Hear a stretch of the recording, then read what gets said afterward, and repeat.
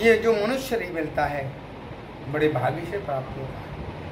जैसे हमें नदी पार करना है तो नदी पार करने के लिए हमें नाव की आवश्यकता होती है, उसी प्रकार जैसे हमें नाव की आवश्यकता होती है, नदी पार करने के लिए नाव ही हमारा एक सहारा होता है। उसी प्रकार इस भव सागर से पार होने के लिए जो हमारे की मनुष्य शरीर है, ये मनुष्य शरीर ही भव सागर से पार होने के लिए एक नाव का रूप है। और इसका जो नावक है वो जीव आत्मा है। इसलिए परमात्मा प्रभु श्री राम जी ने एक दिन समस्त अयोध्या वासियों को बुलाया और समस्त अयोध्या वासियों को बुलाकर बोले, कहने लगे कि सोई सेवक प्रियतम मम मम होई और मम अनुशासन मान डोई। कौन सा अनुशासन? बड़े भाग मानस तन पावा और स्वर दुर्लभ सद ग्रंथन गावा। और बड़े भाग मानस तन पावा स्वर दुर्लभ सद ग्रंथन गावा।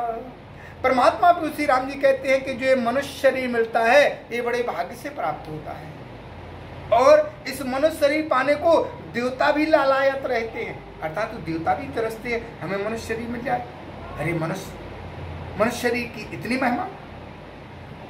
महाराज अब आप सोचेंगे कि महाराज देवता क्यों तरसते हैं मनुष्य शरीर के लिए? अरे देवता तो स्वर्ग के सुख भोगते हैं, वो क्यों तरसते हैं कि मनुष्य शरीर मिल जाए? इसलिए क्योंकि देवताओं का जो पद रहता है वो जो उनको पद प्राप्त है वहीं तक सीमित है। केवल एक मनुष्य एक ऐसा है, मनुष्य शरीर एक ऐसा है कि मनुष्य शरीर से साधना करके, तप करके, तपस्या करके देवताओं के ऊपर का भी पद प्राप्त किया जा सकता है। इसलिए यह केवल सामर्थ्यता केवल मनुष्य शरीर में है कि देवताओं से ऊपर के भी पद प्राप्त किए जा सकते हैं। इसलिए इस मनुष्य शरीर को पाने के लिए देवता भी तरसते हैं। और परमात्मा तक पहुंचने के लिए ही ये शरीर हमारा साथी है। कहते हैं कि साधन धाम मोक्ष कर द्वारा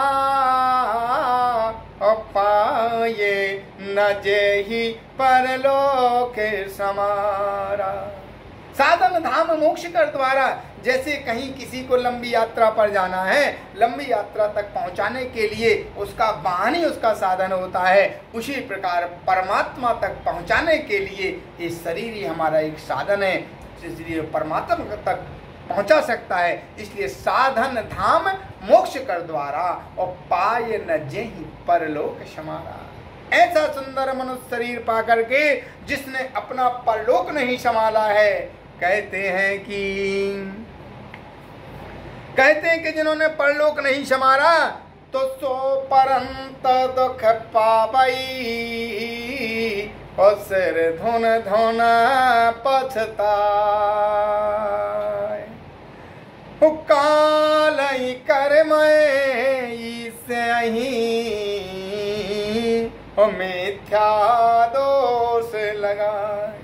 तो ऐसे क्या करते हैं, बाद में परमात्मा को दुख देते हैं, परमात्मा को दोष देते हैं, समय को दोष देते हैं, काल को, कर्म को दोष देते हैं, जबकि कोई किसी का दोषी नहीं होता है, सब अपने अपने कर्मों का फल होता है।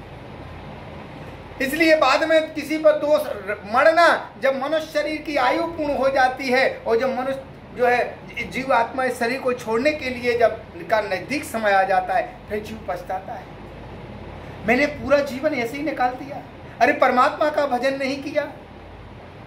फिर पछताने से कुछ नहीं होता है, अब पछताए होत का चिड़िया चुग गई खेल।